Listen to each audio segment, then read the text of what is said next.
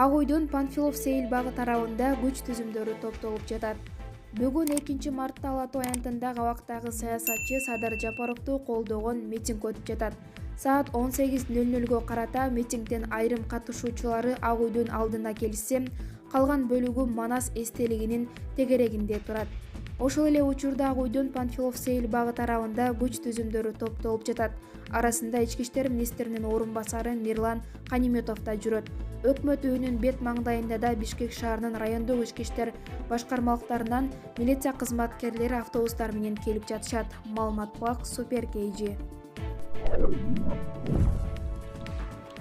Ак Үйдү күч түзүмдөрүнүн кызматкерлери курчук алып митингдин катышуучуларын аянттан сүрүп чыгаруу аракеттери көрүлө баштады.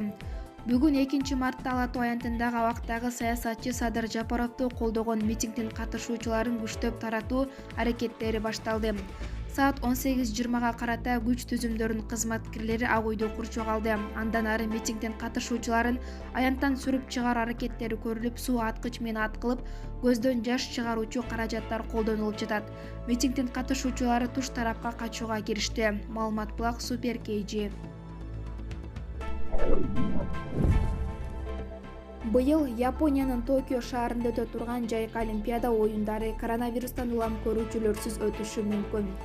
Дүйнөлүк саламаттык сактоо уюму менен спорт федерациясынын жетекчилери коронавирустун жайылышына кооптонушууда. Ага байланыштуу Олимпиада оюндарын телевизор аркылуу гана көрсөтүү сунуш айтылууда. Ошондой эле спорттук иш-чараны Токиодон башка жерге көчүрүү тууралуу да сөздөр айтылып жатат. Бирок Олимпиададагы кам көрүү үчүн дээрлик $12 миллиард короткон Япония мелдешти өткөрүүдөн баш тартуу тууралуу ою жок. Маалымат Булак Элдик медиа. Милиция Борбор каланын Ала Тоо аянтына чыккан Садыр Жапаровдун тарапташтарын суу менен аткылап тарата баштады. Акция бүгүн 2 мартта саат 11:00 чамасында башталган. Ага 1000ге чукул адам чогулган. Буга чейин акцияга катышкандардын бири Бакай Кашкарбаев митингчилердин бир катар талаптарын санап берген. Амнистия колдонуу менен Садыр Жапаровду бошотуу, сапаттуу соттук реформа жүргүзүү, нацияларды жеткиликтүү кылуу, чек ара маселесин чечүү, коронавирустун алдын алуу чараларын күчөтүү. Президенттин аппаратынын өкүлү митингчилер менен жолугушкан. Садыр Жапаровдун агасы Сабыр Жапаровдун айтымында атка минерлер 3 күн ичинде митингчилердин өкүлдөрү менен Сооронбай Жээнбековду жолугуштурууга аракет кылмай болгон. Бирок акцияга келгендердин бардыгы буга макул болбой, аянттан кетпей жатышат. Маалымат Булак Спутник KG. Японияда токтоп турган Diamond Princess лайнериндеги кыргызстандыктан алынган 4-тест жаранда коронавирус жок экендиги аныкталды. Бул тууралуу өкмөттөн билдиришти. Буга чейин Тышкы иштер министринин орун басары Нурлан Абдрахманов 26 февраль күнү лайнердеги кыргызстандык жигиттен коронавирус аныкталганын билдирген. Вирус бар экени 3-тесттен кийин билинген.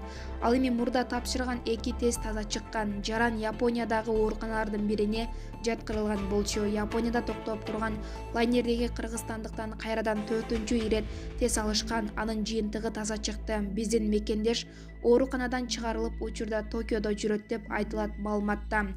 Маалымат Булак Спутник KG.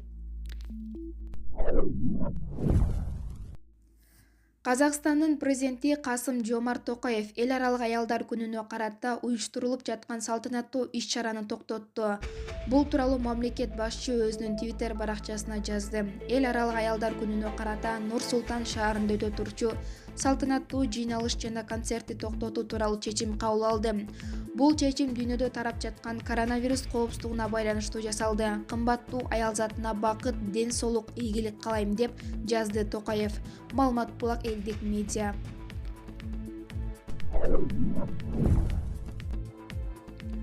Өзгөндө коронавирус жуктурган жаран бар деп жалган маалымат тараткан Медайым жумуштан кетти. Маалыматты Өзгөн аймактык ооруканасынын башкы дарыгери Сатар Жусупов растап, Медайым өз калоосу менен арыз жазганын билдирди. Медайым күнөөсүн моюнга алып, мындан ары ооруканада иштей албай турганын билдирип, 29 февралда арыз жазды. Ал жазган маалымат менен кызматкерлерге көө жапканын айтып иштен кетти, дейт башкы дарыгер.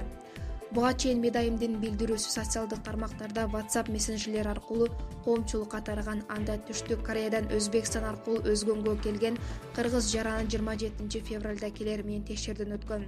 Андан сырткары 14 күндүк карантинге Өзгөн райондук ооруканасына жаткырылган. Ошондон улам Медайым аны коронавирус жуктуруп алган деген маалымат таратып жиберген.